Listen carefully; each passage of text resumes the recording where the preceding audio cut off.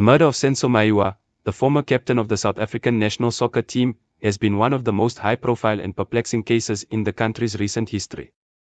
For nearly a decade, the public has been grappling with the unanswered questions surrounding his untimely death. However, a new development in the case has finally shed light on the identity of his killer, and it is a revelation that is sure to send shockwaves through the nation. The breakthrough in the investigation comes from an unexpected source, Kelly Khumalos, Meyiwa's girlfriend at the time of his death. Khumalos, who has long been a central figure in the case, has been the subject of intense scrutiny and speculation, with many believing that she may have been involved in the killing. However, in a stunning twist, Khumalos has come forward with a startling confession, naming the person she believes is responsible for Meyiwa's murder. According to Khumalos' testimony, the killer was not an intruder or a random act of violence, as had been widely assumed. Instead, she claims that the person who pulled the trigger was a close friend of Meyiwa's, a member of his inner circle who had been present at the time of the incident.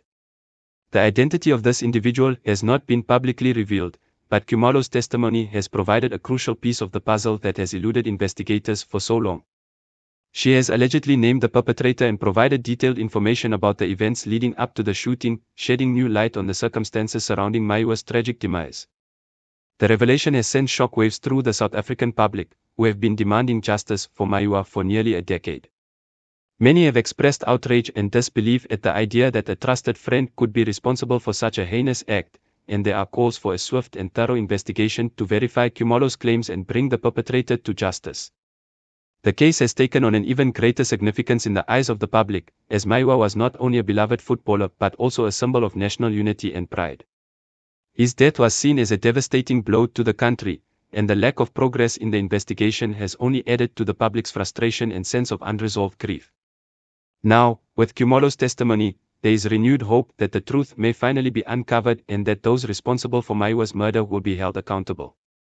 However, the implications of this revelation go beyond just the case itself, as it has the potential to shake the foundations of the South African sports and entertainment communities, where the individuals involved in the case have held influential positions. As the investigation continues, the public will be closely watching to see how the authorities respond to Khumalos' claims and whether they can provide the long-awaited closure that the Meyiwa family and the nation as a whole have been desperately seeking. The stakes are high, and the outcome of this case will undoubtedly have far-reaching consequences for the country's social and political landscape.